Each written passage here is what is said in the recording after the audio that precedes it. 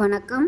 இன்றைக்கி நம்ம பார்க்க போகிற சமையல் என்னென்னு பார்த்திங்கன்னா, ஒரு அருமையான பிரேக்ஃபாஸ்ட் ரெசிபி தான் பார்க்க போகிறோம். ரொம்பவும் ஆரோக்கியமான கால்சியம் சத்து, புரோட்டீன் சத்து அதிகம் நிறைஞ்ச ராகி பச்சைப்பயிறு புட்டு எப்படி செய்யலாங்கிறத பார்க்கலாம். பச்சைப்பயிறு முளைக்கட்டி சேர்த்துருக்கேன். ரொம்பவும் ஆரோக்கியமாகவும் இருக்கும். நான் இன்றைக்கி குக்கரில் தான் இது பண்ணி காமிச்சிருக்கேன். ஏன்னா இன்றைக்கி காலையில் கொஞ்சம் அவசரமாக பண்ணதுனால நான் குக்கர்லேயே நான் பண்ணிட்டேன். இந்த மெத்தட் பிடிச்சிருந்தா நீங்கள் குக்கரில் பண்ணுங்கள். இல்லைன்னா நார்மலாக எப்பயும் நம்ம புட்டுக்கு எப்படி அவிப்போமோ அதே மாதிரியே அவிச்சிக்கலாம். இது ரொம்ப சிம்பிளான மெத்தடில் தான் நான் பண்ணியிருக்கேன். இதில் முந்திரி பருப்புலாம் போட்டு தாளித்து பண்ணுறதுனால உங்களோட விருப்பம்தான். இது கூடவே காய்கறிகள் முட்டையெல்லாம் போட்டு பண்ணிங்கன்னா இன்னும் சுவை அதிகமாக இருக்கும். ஸோ அந்த மாதிரியும் ஒரு நாள் ட்ரை பண்ணி பாருங்கள், எல்லா காய்கறியும் போட்டு. ஸோ வாங்க இப்போ அருமையான இந்த ராகி கார புட்டு எப்படி செய்யலாங்கிறத பார்க்கலாம். இப்போ ஒரு மிக்சிங் பவுல் எடுத்துக்கலாம். மெஷரிங் கப்பில் 1 கப் அளவுக்கு ராகி மாவு, அதாவது கேப்ப மாவு, இது கடையில் வாங்கின மாவு தான், இதை சேர்த்துக்கலாம். இப்போ அதுக்கு தேவையான அளவு உப்பு சேர்த்துக்கலாம். நான் ஒரு 2 நான் இன்னைக்கு ரொம்ப தேவையான அளவு தான் பண்ணியிருக்கேன். உப்பு சேர்த்துக்கலாம். நான் ஒரு 2 சிட்டியே இல்லைனாலும் உங்களோட விருப்பம் தான். அதுவும் நல்லா சுவை அதிகமாக இருக்கும். வாங்க அந்த அருமையான ராகி கார புட்டு எப்படி செய்யலாங்கிறத பார்க்கலாம். இப்போ அதை தண்ணி ஊற்றி நம்ம நல்லா மிக்ஸ் பண்ணி எடுத்துக்கலாம். நான் லேசாக சூடு பண்ணி வச்சுருக்கேன் தண்ணி. சும்மா கை பொறுக்கிற அளவுக்கு சூடு இருந்தால் போதும். அதை கொஞ்சம் கொஞ்சமாக ஊற்றி இப்போ சரிக்கலாம். அவ்வளோ தண்ணி தேவைப்படாது. மொத்தமாக ஊற்றாமல் கொஞ்சம் கொஞ்சமாக ஊற்றி இப்போ சரி எடுத்துக்கலாம். மாவு நான் 1 கப்பு தான் எடுத்திருக்கேன். நேமாக ஒரு 2லேருந்து ஒரு 3 டேபிள் ஸ்பூன் அளவுக்கு தான் தண்ணி தேவைப்படும்.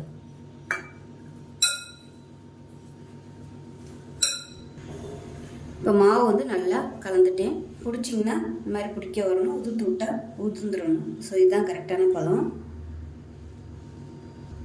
இப்போ மாவு கெட்டி கெட்டியாக இருக்குது. இதை ஜல்லடையில் போட்டு நல்லா சளிச்சிட்டு எடுத்துக்கலாம். சளிச்சிட்டு எடுத்திங்கன்னா உங்களுக்கு நல்லா உதிரி உதிரியாக நல்லா சாஃப்டாக வந்துடும். இந்த மாதிரி கெட்டி கெட்டியாக இருக்காது.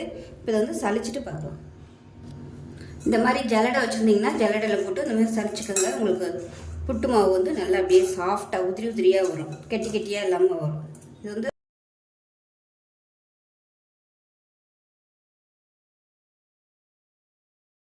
இப்போ எல்லாமே நல்லா அழுத்தி எடுத்தாச்சு. இப்போ பார்த்தீங்கனாலே தெரியும் எந்த அளவுக்கு அப்படியே கட்டி கட்டியாக உருண்டையாக இருந்துச்சு. இப்போ நல்லா சாஃப்டாக வந்துருச்சு. தொடையிலே நல்லா சாஃப்டாக இருக்குது. இப்போ மெஷரிங் கப்பில் 1/2 கப் அளவுக்கு பச்சை பயிறு நான் ஒரு 1 நாள் வரைக்கும் முளை கட்டி வச்சுருக்கேன். தண்ணியில் நல்லா 2-3 தடவை கழுவிட்டு ஒரு நாள் நைட்டு ஊற வச்சு மறுநாள் நீங்கள் அப்படியே டப்பாவில் போட்டு மூடி வச்சுட்டிங்கனாலே போதும். நான் இந்த டப்பாவில் தான் போட்டு மூடி வச்சுட்டேன். நல்லா இருக்க மூடி வச்சுட்டேன். நல்லா 1.5 நாள் நல்லா முளை கட்டிடுச்சு. காலையில் நைட்டு ஊற வச்சுருங்க. காலையில் டப்பாவில் போட்டு மூடி வச்சிட்டிங்கன்னா சாயந்தரம் பார்க்கையில் உங்களுக்கு நல்லா லைட்டாக முளை விட்டு வந்துடும். அப்போவே முளைச்சி வந்துடும். இந்த அளவுக்கு நல்லா இன்னும் முளைக்கணும்னு நினச்சிங்கன்னா மறுநாள் காலையில் எடுத்திங்கன்னா உங்களுக்கு இந்த அளவுக்கு முளைச்சிடும். நான் இப்போ அப்படி தான் செஞ்சுருக்கேன். இதே சில்வர் டப்பாவில் தான், நான் ஒன்றுமே பண்ணலை. அப்படியே தண்ணியை மட்டும் இருத்துட்டு சில்வர் டப்பாவில் போட்டோம்னா இந்த மாதிரி முளை கட்டிடும். தண்ணியோடு போட்டோம்னா வலுவலுன்னு வந்துடும். அடியில் தண்ணி வலுவலுன்னு வந்துடும். அப்படி இல்லைன்னா துணியில் கட்டி கூட நீங்கள் டப்பாவில் போட்டு வச்சிங்கனாலும் உங்களுக்கு சீக்கிரம் முளை கட்டி வந்துடும். இப்போ 1/2 கப் அளவுக்கு எடுத்திருக்கேன். இதில் உப்பு போட்டு இப்போ சரிக்கலாம். இப்போ தான் அந்த பருப்புலேயும் உப்பு சாரும். அதனால் கொஞ்சமாக ஒரு 2 சிட்டிகை அளவுக்கு உப்பு சேர்த்து மிக்ஸ் பண்ணி விட்டுக்கலாம். இல்லைன்னா சாப்பிடும்போது இந்த பயிரில் உப்பு இருக்காது, சப்புன்னு இருக்கும். இப்போ இது 1/2 கப் அளவுக்கு எடுத்திருக்கேன். இது உங்களோட விருப்பம் தான். எவ்வளோ சேர்க்கணுமோ நீங்கள் சேர்த்துக்கணும். இப்போ இதை சேர்த்துக்கலாம்.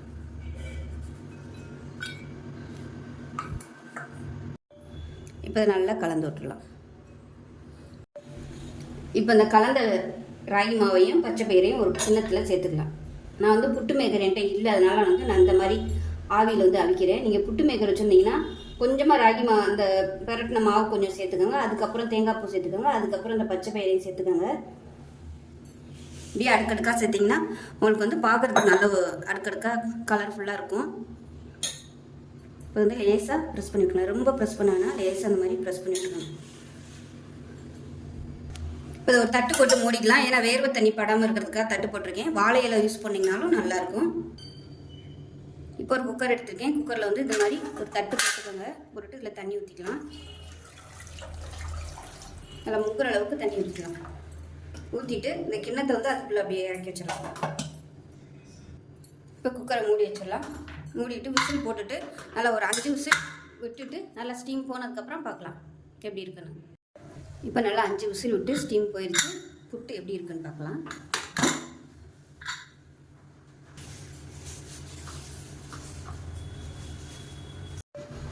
இப்போ எப்படி இருக்குன்னு பார்க்கலாம். இப்போ பாருங்கள், நமக்கு அருமையான புட்டு ரெடி ஆயிடுச்சு. நல்லா அருமையாக வந்துடுச்சு.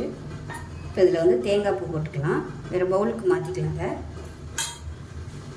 இப்போ இதை வந்து லேசாக அது மாதிரி உருட்டி பார்த்திங்கன்னா உங்களுக்கு நூல் மாதிரி அப்படியே உருட்டை வரணும். வந்துச்சுன்னா உங்களுக்கு நல்லா வெந்துருச்சுன்னு அர்த்தம். பாருங்கள், நல்லா அப்படியே திரண்டு வருது பாருங்கள். அந்த மாதிரி வந்துச்சுன்னா நல்லா வெந்துருச்சுன்னு அர்த்தம்.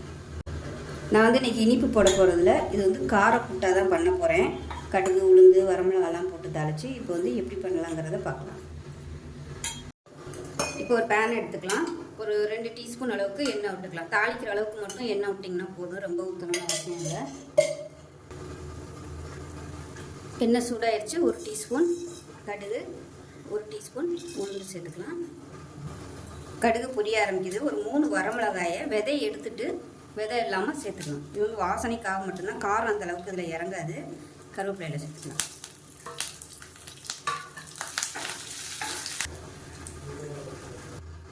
இப்போ இதில் பொடியாக நறுக்கின வெங்காயம் சேர்த்துக்கலாம். வெங்காயம் லேசாக ப்ரௌன் கலரில் வர அளவுக்கு வதக்கி வச்சுக்கலாம். வெங்காயம் எவ்வளோ சேர்க்குறீங்களோ அவ்வளோ நல்லது. டயாபெட்டிக்காக இருக்கிறவங்க வெங்காயம் வந்து தாராளமாக சேர்த்துக்கலாம். பச்சை வெங்காயமாகவும் சேர்த்துக்கலாம், இந்த மாதிரியும் சேர்த்துக்கலாம். வெங்காயம் வந்து புட்டுக்கு ரொம்ப வதங்கணும்னு அவசியம் இல்லை. லைட்டாக அந்த பச்சை வாசனையோடு இருந்தால் தான் நல்லாயிருக்கும். ஏன்னா நம்ம காரமாக தாளிக்கிறதுனால அந்த பச்சை வாசனையோடு சாப்பிட்டா தான் நல்லாயிருக்கும். லேசாக வதக்குனா போதும். இப்போ இந்த வெங்காயத்துக்கு மட்டும் உப்பு சேர்த்துக்கலாம். ஏற்கனவே நம்ம வந்து பச்சை பயிரில் உப்பு சேர்த்துருக்கோம், புட்டுலையும் உப்பு சேர்த்துருக்கோம். அதனால் கவனமாக உப்பு சேர்த்துக்கணும். இப்போ நம்ம வேக வச்சு வச்சுருக்கிற இந்த ராகி மாவும் பச்சை பயிரையும் சேர்த்துக்கலாம்.